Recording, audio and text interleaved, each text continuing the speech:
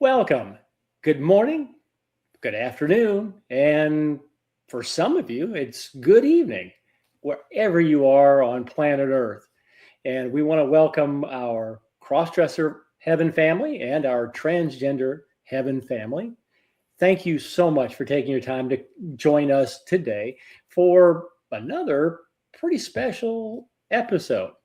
For those of you who don't know who we are, I'm Dr. D. Haggerty, and my lovely co-hostess, April Rains Volk. Well, welcome, April, and thank you for joining me. And I think we've got something really wonderful to bring to our CDH and TGH family today. For those folks that didn't join us for the first episode, we had a very casual, flowing conversation with Miss Eden of the Breast Form Store. And she told us a lot of different things about sizing, our form and shape for people who weren't born cisgender female. But it was just a nice, casual conversation. But today, April, I think we have something a little bit different in store. So how about if you tell the folks what to look forward to today? Most certainly. Yeah, we're really excited about the collaboration that we're doing with the Breast Form Store. They're just superbly educated and knowledgeable about form and figure and how things work. And those of us on the crossdresser and transgender side, although we tend to immediately think about breast forms or hip pads, butt pads, those things, there is so much more that goes into creating a feminine figure to look like the woman that we really want to be, the person that we want to show. And so this is that next piece. Now, if you haven't seen the first one, you need to go back because these are all foundational, right? They build. And so you need to go back and look at that one too. But this time we're going to start at the next level. We're going to go even down one more level, and we're going to start at foundation wear. We're going to talk about those things that we can wear, that we should have in our closets, that will help us to obtain or to have that feminine figure that we all desire. So that's what we're going to do this time. All right. Well, April, thank you for giving us that little snippet. I'm going to bring our special guest, Eden, onto the stage, and we'll see if we can't get her in the right place on the screen. Oh, golly, you don't want to see me. All right. Now we have it. Eden, welcome. And we're so happy that you have joined us. For those of our family that haven't seen the first episode, but like April said, make sure you go watch it. Tell us a little bit about yourself. Thank you so much for having me. I'm Eden. I'm the lead certified fitter with the Breast Form Store. And I've been with the company in various forms, including fitting and our YouTube videos and behind the scenes with product development and the whole 9 yards for about little over 16 years now, almost 17. So I'm super excited to talk all about creating that feminine figure when you look in the mirror.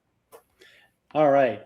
Well, speaking of the feminine figure, most folks know I'm a full-time practicing physician. I have to give people advice all the time about how to get into shape. But nobody really wants to listen to what I have to say about getting into shape. So how about you tell us everything there is to know about getting into shape and shapewear? Absolutely. There are lots of things you can do in the gym and by diet, for sure, for a permanent or more long-lasting change to your figure. But I want to talk about specifically the fashion side of things. So how can you create that more feminine silhouette when you look in the mirror with the clothing and garments that you wear? There is so many different ways to look and feel more feminine when you're looking in the mirror. And when you talk to the breast forms store, everyone tends to think about, well, breast forms, because it's, of course, fun. But there are so many different ways to create a more feminine figure, and your bust line is only part of that silhouette. So that's what we'll talk about today, is all of the different components and how to really see that transformation.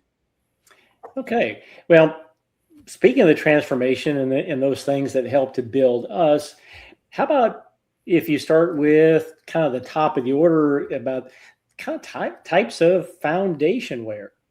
Absolutely. So when we talk about creating that feminine image of what we picture a woman's body to be, 9 times out of 10, we are picturing the curve of the breast, the curve of the hips, and the smaller curve of that natural waistline, that belly button measurement that creates that hourglass that we picture, of that rounder at the top, rounder at the bottom, and that dart in at the middle. And that is something that cis women have been creating for years with assistance. Very few women are naturally blessed to look like Marilyn Monroe and Kim Kardashian, which, you know, surgery helps with that too. So there's so many different ways to create through fashion, through garments, through supportive pieces of clothing and things like that, to create that feminine figure when you look in the mirror. It's gone back for centuries, whether we're talking about the corsets of the 1800s to, you know, going back to the 30s, the 40s, the 50s, when we talk about long line bustiers and girdles. So that's what we're going to talk about, is all of that, what was previously called foundation wear, which is now referred to more modernly as shapewear, because before it was the foundation of your outfit, now we recognize it's more about creating a shape beneath your outfit. Okay. Foundation wear or shapewear comes in a range of different products and different styles, different things of how it operates, whether it's shaping leggings that is meant to make your bum look like it's a little higher and a little perkier, to long line bras that are meant to help elongate through that rib cage, girdles and shapewear for the midsection, which are meant to flatten and smooth the belly, to something a little bit more extreme, in one word, would be more of a corset, which creates a more dramatic transformation, or by adding to your figure through padding, such as hip pads. So there's a whole range of different products, and there's a whole range of different quality within that too. Okay. I see a couple of props over there. Do you have some examples of the shapewear that you're talking about? I absolutely do, and I'm super excited to show this. Okay, tell.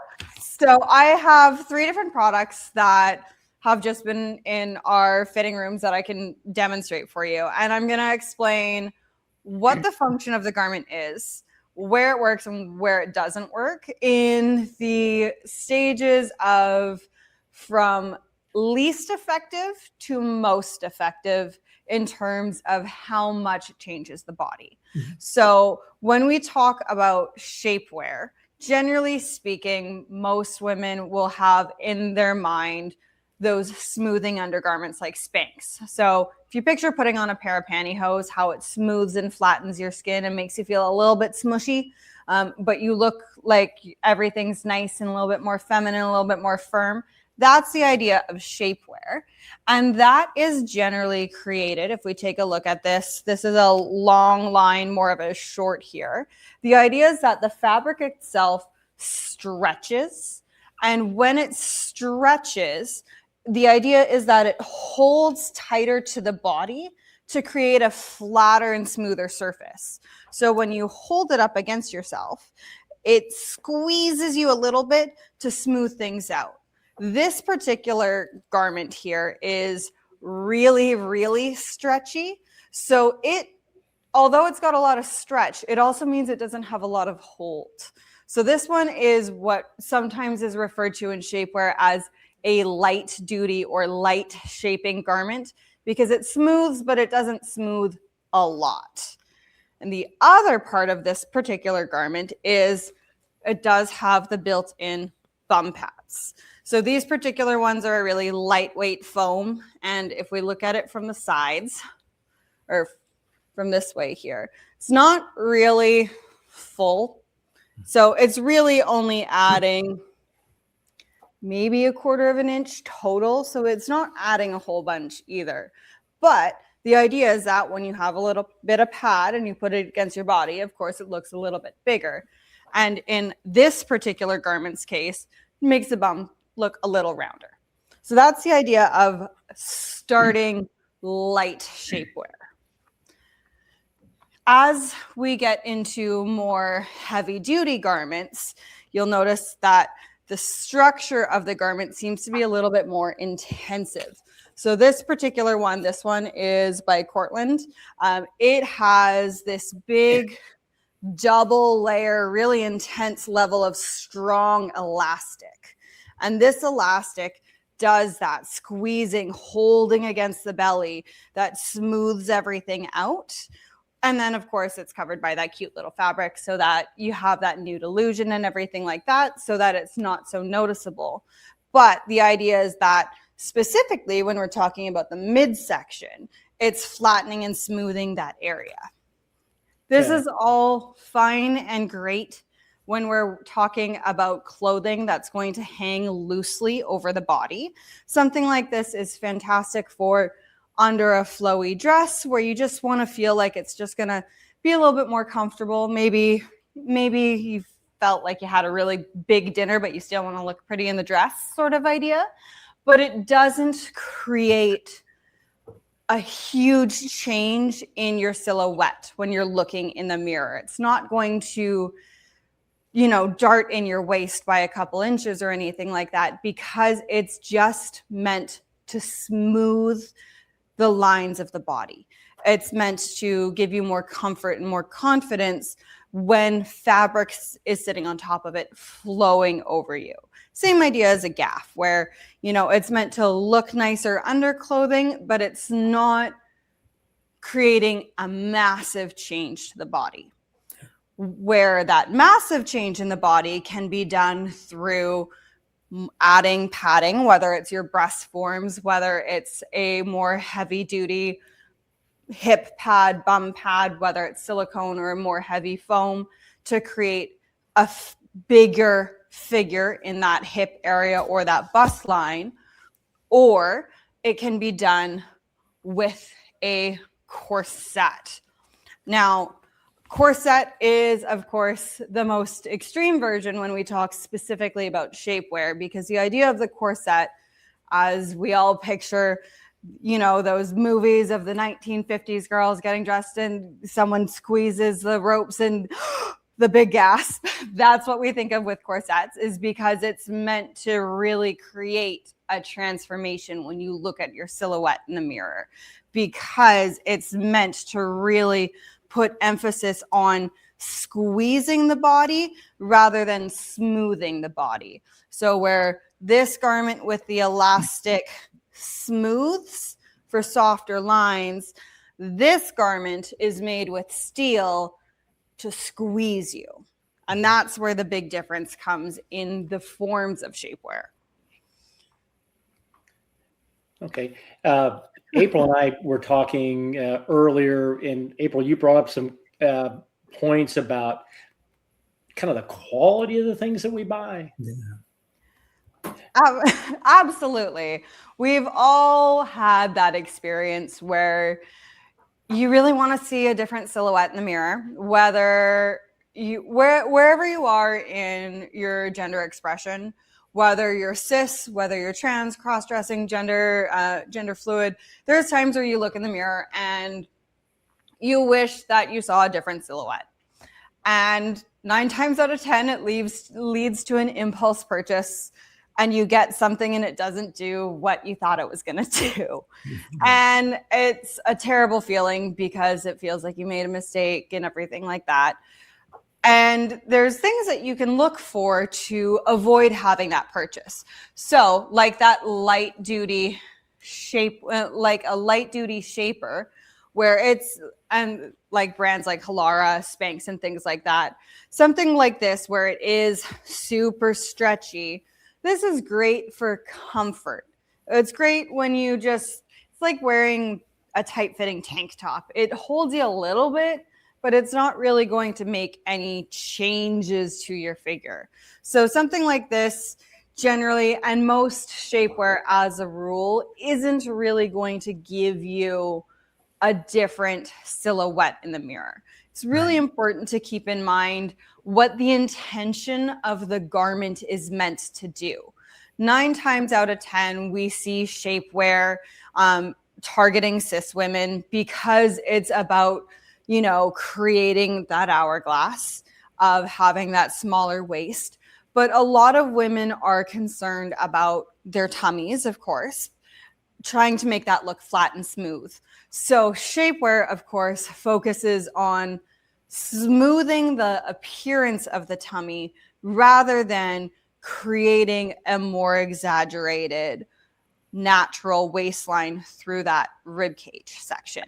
So if you're shopping and your goal is, I just want to feel like the fabric is going to flow nicer and hold my tummy in, shapewear is great, whether that's Macy's, whether that's Halara, whether that's Spanx, even control top pantyhose. That'll give you that little bit of squeeze.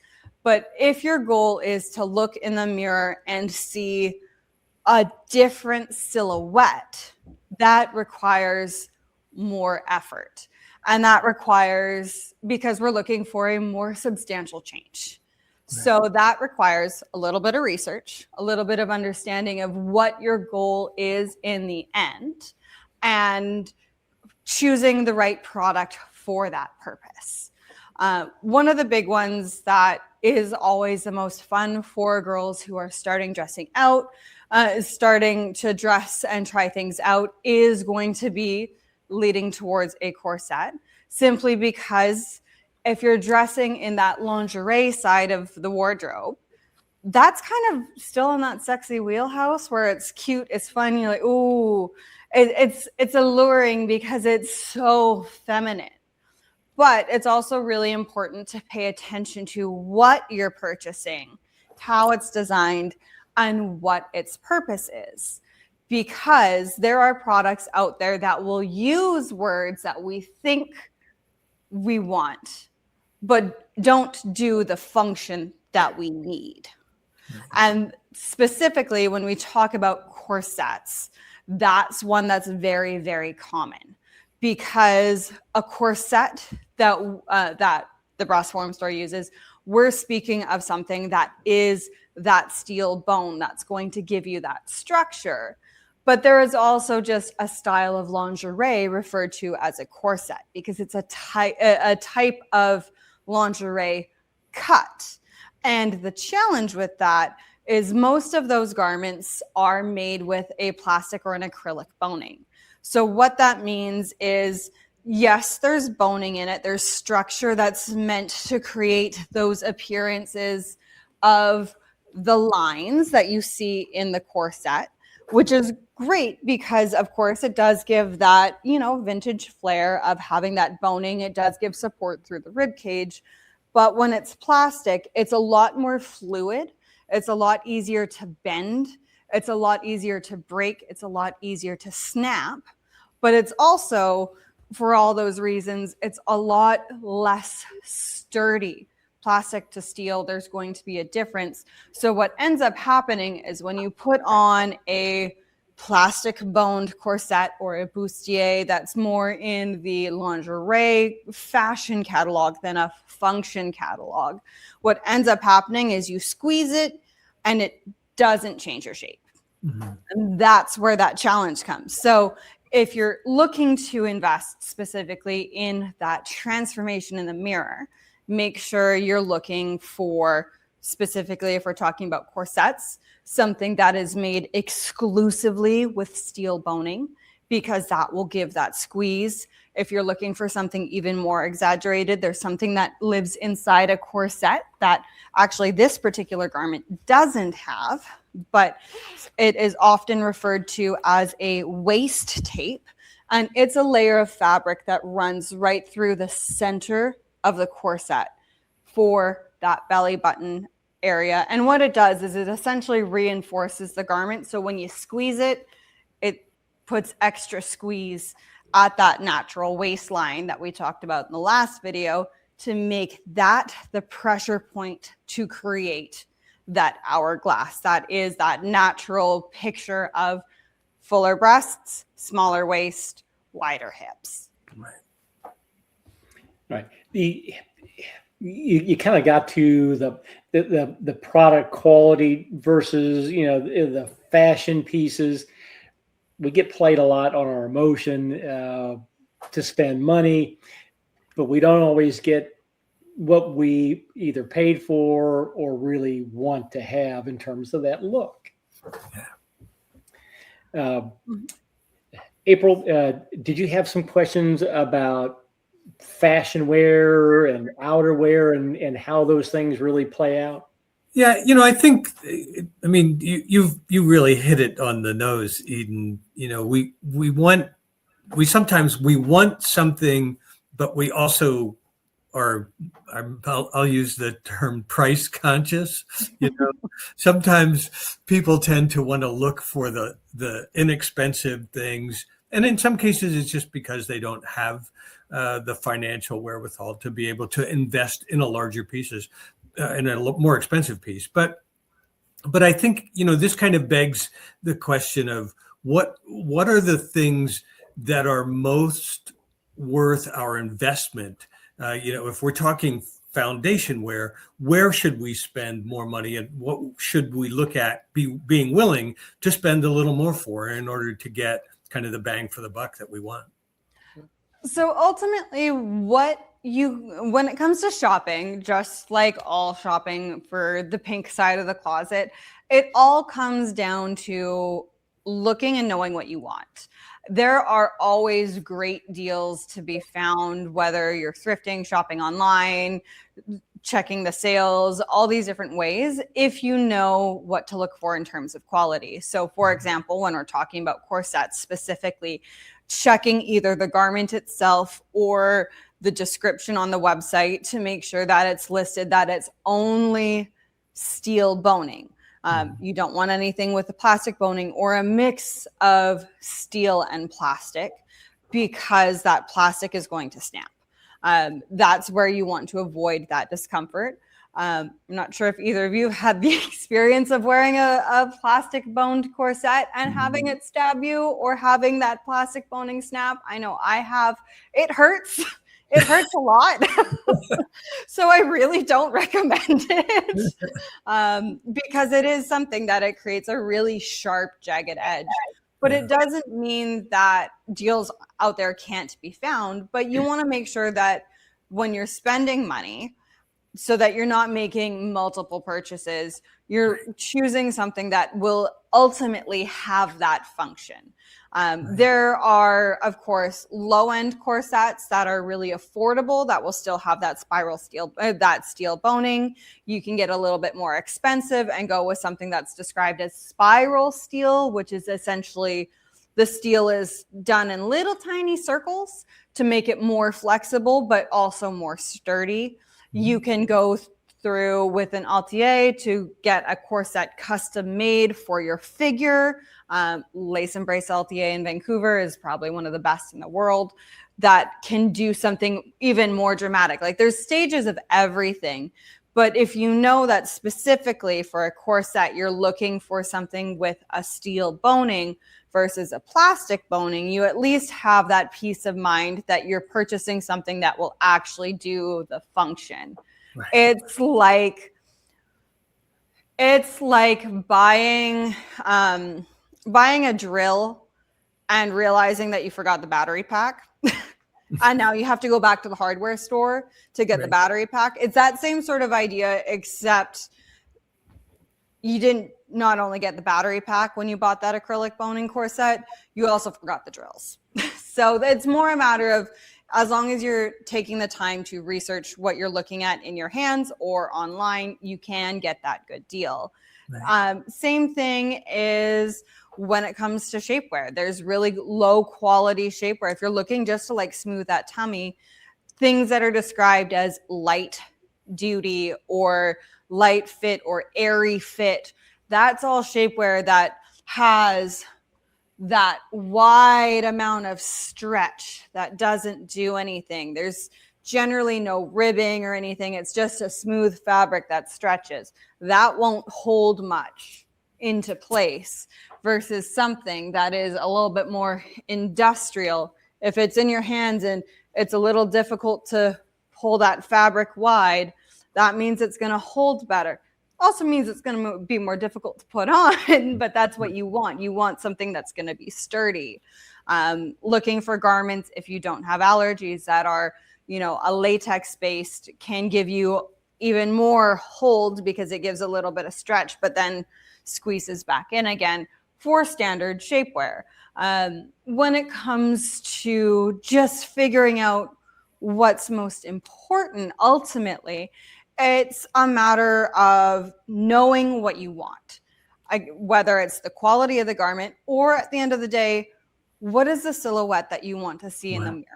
Sure. So a lot of times when we think about that silhouette, it may be, I wish the bust line was bigger. I wish my hips were bigger. I wish the tummy was smaller.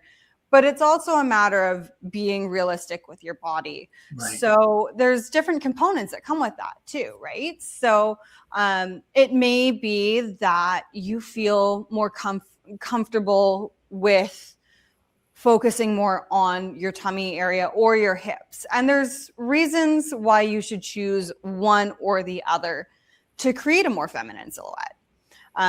Specifically, what I normally would give the recommendation is think about, when you think of if you could magically change your figure realistically and look in the mirror, is it rounder hips that you are picturing in your mind? Or is it, removing the beer gut? Is it the beer belly? Is it larger breasts? Choosing what is that big focus that you feel is that block that's creating in your mind that less feminine figure. Right.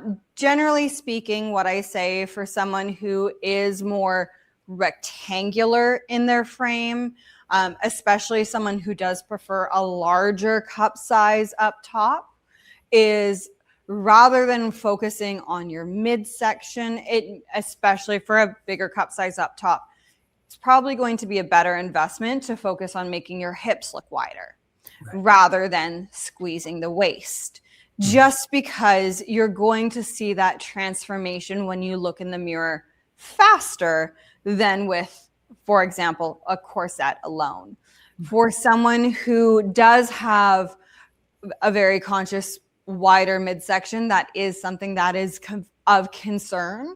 That's when your corset is actually going to be your best friend, because it puts that focus not on the hips, not on the bust line, but on that natural waistline, which is that visible blockade of the hourglass. Right. And that being said, you can also do it the other way. If you have the beer belly and your goal is just you want rounder hips, go for it. But in terms of just having that confidence and seeing that transformation, that's where I normally recommend taking the time to put the energy first, because the reward of doing it in that particular order tends to pay off faster.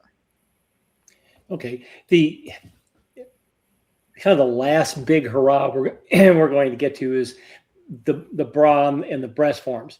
Okay. You talked about spending some time about that middle section, but we really haven't talked a lot about the bottom. Right? So how do we deal with the butt and the hip dip. The hip dip is that horrible word. It's a curse for those of us who have an AMAB body. How do we do it? I mean, do you have some thoughts or suggestions? I hate to tell you this. I'm cis. I have hip dips too. women have it too. It's the majority of women who have an anterior tilted pelvis will have more exaggerated hip dips. We all picture those perfect round curvy hips, but a lot of women are actually straight through the hip bones, especially anyone who has muscle on their body, because that's generally not somewhere that's easy to build muscle. It's just not something that a lot of women have curve right in that area. A lot of times when we actually picture the curvature of a woman, it tends to actually be more down the thigh rather than exclusively at that hip dip layer, because that silhouette is more than just the crotch, as it were, because it's all about how it tapers down the legs. So what I would say is, if you really want to see a more dramatic change for that lower half of your body, this is where it is going to be for someone who is assigned male at birth. This is time in the gym with squats, with focused exercises. This is going to be, for a quicker transformation, going to be adding to your silhouette, whether it is going with a padded panty, whether it is going with a silicone pad or a foam pad under pantyhose, or a stick-on silicone pad for that transformation. The big goal with that is ultimately going to be adding to the lower curves in the same way that breast forms add curves to the top of the body. There are definitely a number of different ways that you can add that curvature, whether it is, for lack of a demonstration here, whether it is a padded panty where it is essentially a pair of panties or a bike short or something like that, that has that built-in padding, whether it's a sturdy foam or something like that, that is giving that additional enhancement to the figure. It could be a thicker foam shape that sits under a pair of pantyhose or a couple pairs of pantyhose that creates that transformation. Those generally tend to be focused on your front silhouette, so a large focus on that hip area. Some of them will wrap around to the backside. They're not super bathroom friendly, but they do create a huge transformation. Or it could be something that is secured directly to the skin, like a silicone pad that you use an adhesive that sticks on to, again, add that weight, add that transformation to the body to change the silhouette when you look in the mirror. It's important to pay attention, again, to the style of how you wish to dress. If you are wearing, pants every time, going with something that goes down longer on the thigh is really helpful to, again, create that appearance that those hips, that curvature of the hips and everything does come down that thigh for that more exaggerated feminine silhouette. I know when we think, oh, I was assigned male at birth, I'm already really tall. Women are tall too. There are tall women too. But when we talk about adding for hips and everything, when we talk about adding it down the thigh, the idea is that when we say the words, it elongates the body, what it's doing is we're talking about elongating the hourglass, making that hourglass look bigger over a wider surface area, which adds that sensuality of that female figure of being more than just a donut and a tiny waist and some stick legs, for lack of a better description. It's bringing that hourglass and tapering it down to your entire silhouette. Right. If you're a girl who likes shorter dresses, shorter skirts, that's when padding that is more focused on that top hip area is going to be more important, just because it's going to be easier to hide under your clothing that you prefer to wear. Right. I appreciate the fact that you really got people to focus on not just those little pads that cover the hip dip, but moving things down to the proximal thigh. For some people, really helping that figure, if you take it halfway between your hip bone, we actually call the greater trochanter, and the side of your knee, halfway down, that's usually where most ladies' musculature and that curve begins to taper out. And so if you focus on a form that is maybe longer, you will have accentuated that bottom curve a little bit better. You kind of touched on it about fashion wear and outerwear. I know, bringing up my daughter, my wife's favorite expression was, that's supposed to be underwear. You're not supposed to see it as outerwear. You want to weigh in on that one? So, again, it all comes down to how you want to express yourself. We've talked about a lot of foundational garments that have become a combination of something that could be or could not be outerwear.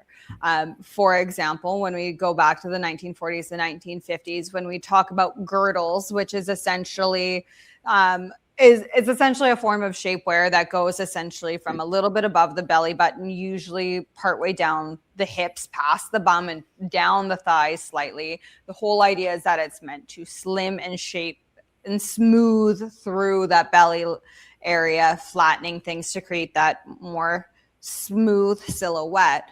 That kind of hard to have as outerwear. You can't really put a pair of pants on under that as easily, but there has been a trend. It started, I believe, in the 70s, where girdle cut bodycon dresses started to make their appearance, where the original design of a girdle, where you had, more of a focus of like a star pattern or something like that through that waistline, became an accentuation point, so that the focus comes here, and that hip line and through the thighs just kind of fades into the background, as it were.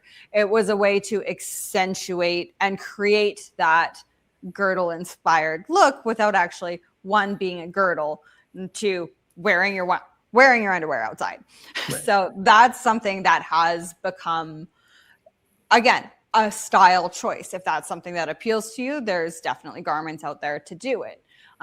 If you are part of that alternative scene, whether you're a little bit more punk rock or a little goth around the edges, things like that, wearing a corset as a fashion item as well, so on top of a dress, as part of your outfit, can be a great conversation piece. It can be a great way to still have that shape, but also show off what you've done to create that. Not everyone is into wearing a corset as outerwear, and there's definitely certain things to shop around when you are looking for a corset to wear stealthing, to wear under your clothing, compared to a corset that is worn exclusively as a fashion statement.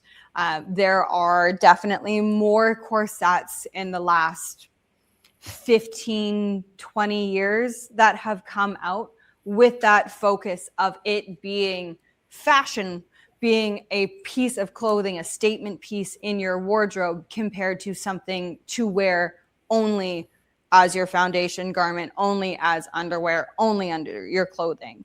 And that ultimately just comes down to how you want to express yourself with that. Do you want to tie that into your outfit, or do you want it to be completely hidden so no one other than you knows that you're wearing it? Okay. All right. Eden, you've covered a lot of territory. Are there any other comments? Yeah, really a lot of territory. Are there any other comments that you would like to make to kind of bring this together as a package about shapewear? I mean, on any one specific topic of shapewear, I could talk for like another hour straight on any one specific topic. So there's lots to talk about. Honestly, my biggest thing and my biggest piece of advice is before you make a purchase, really give consideration to what you want out of the purchase. Yeah. Is it something that you are buying for the fashion aesthetic? So you're wanting it just because it's going to give a minor change to your silhouette, or because it's going to be a part of an outfit and you don't necessarily care if it creates that transformation on your figure? Right. Are you okay with that for the purchase price that you're looking at? Or are you wanting to have a more substantial transformation when you look in the mirror? And if so, what does that transformation look like? Is it bringing in that waistline to be a little bit more noticeable? Is it the appearance of fuller hips? And when you think about fuller hips, is it fuller hips under leggings, under jeans, under a pencil skirt, or is it under, a micro mini skirt? Those are going to be different things that will require a different solution. And at the end of the day, just like women's bodies, there is not a one-size-fits-all solution. There's never been a one-size-fits-all solution. Anything that says it's a one-size-fits-all solution hasn't thought about the fact that that's a solution for one situation. There's so many different ways to find a way to create the look that you're going for, from something really inexpensive to very expensive. And you may find that there's products out there or garments out there or a different way of dressing yourself that creates what you're looking for in a completely different manner. It may be that you've spent all this time thinking about, I need to have bigger thighs, I need to have bigger hips, I need to have bigger hips, only to look in the mirror and go, you know what? I'm a smaller cup size up top. My hips are okay. Maybe when I look in the mirror, I'm really more rectangular and I want to slim my beer belly a little bit. You never know. It's about taking the time to consider what you actually want to be different when we talk about that silhouette to make that change. Okay. With our first episode, we talked about the big ticket items, kind of, the generalities of fashion. We drilled down a little bit more and using April's terminology in terms of building from the bottom up, inside out, the shapewear and things. Okay, that was a little bit narrower topic, but I think April and Eden, the two of you have been conspiring in terms of what our next couple of episodes are going to be, and we're going to really do a much deeper dive into a couple of specific topics.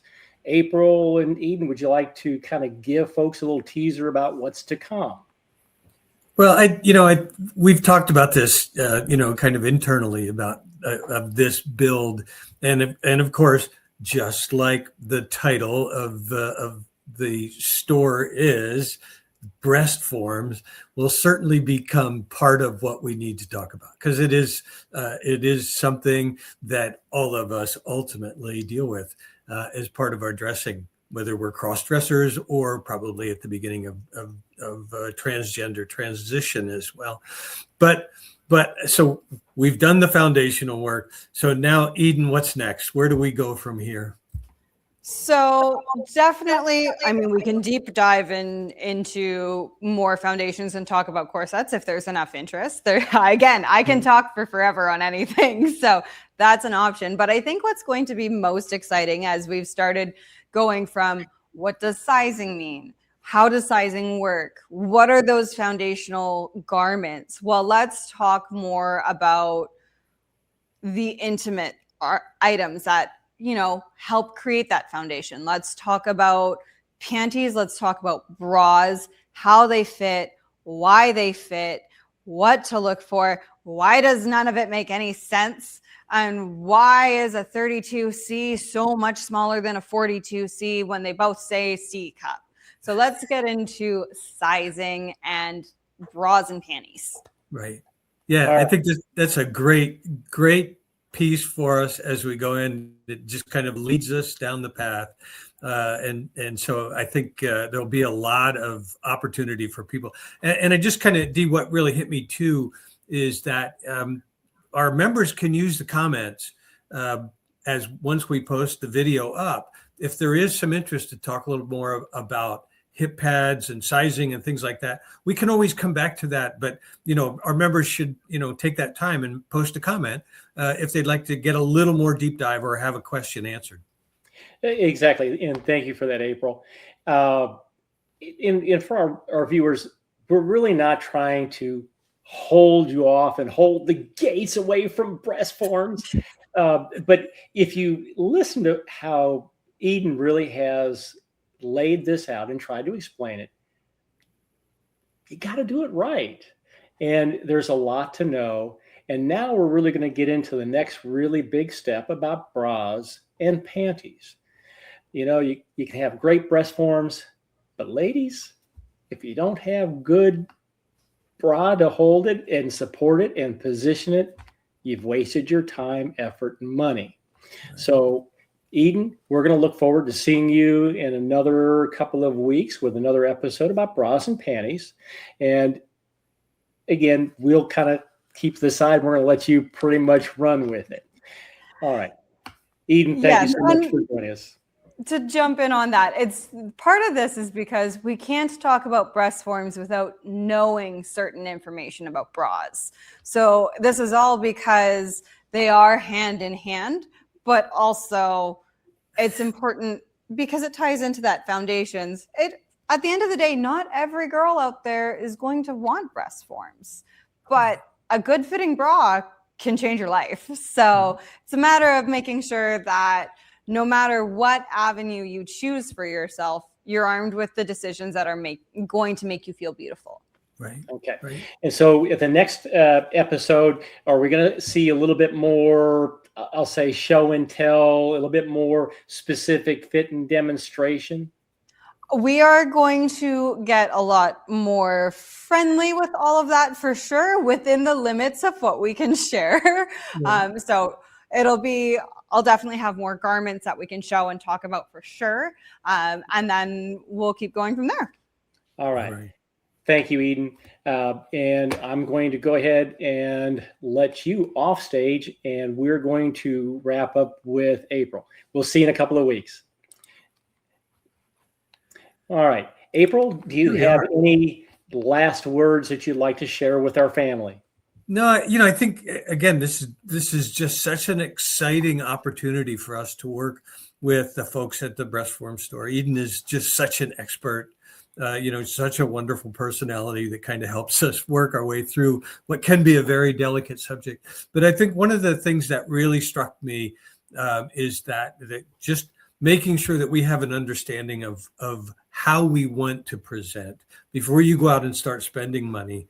How is it, that you see yourself and with all of the opportunities to buy things out there, where should you invest your money in so that you're not wasting it and you're going to end up with something that's going to give you the look that you really want for yourself. All right.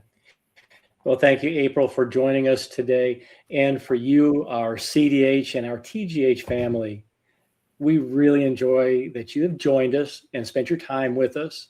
Please, on both sites, you can leave comments, other questions, other suggestions, anything else you'd like to see or know, and we'll work on it. You're our family, and we're listening to you. Again, for both of us and Liz, who's in the background, and I'm sorry we didn't introduce Miss Emma, who's working hard in the background at the Breast Form Store. We appreciate all of your help. And again, good morning, good afternoon, and good night to wherever you're joining us on Earth. Thank you, folks. Goodbye.